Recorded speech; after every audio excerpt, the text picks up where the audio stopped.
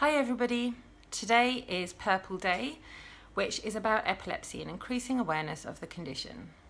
There's a lot of stigma against those with the condition. It's rather ridiculous because we know stigma is down to lack of education, no matter the type of discrimination that we're talking about.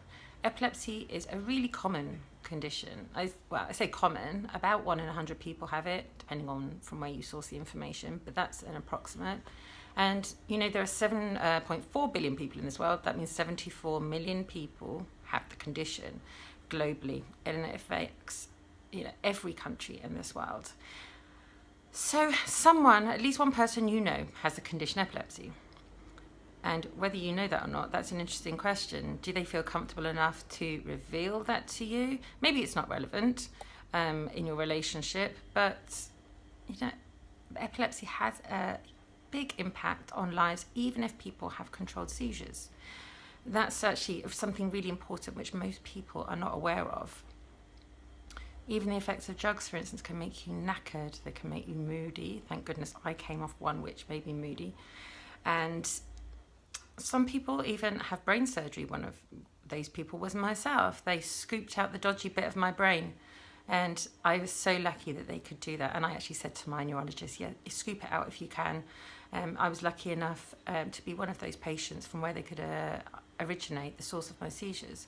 But it's interesting because despite that, I'm still on my anticonvulsants and I still occasionally have seizures. And so there is no cure for this condition. And the impact on people's lives and indeed friends, family can be enormous, and employers as well, in fact. So it affects everybody in society. Now, I don't want to get too negative all the time.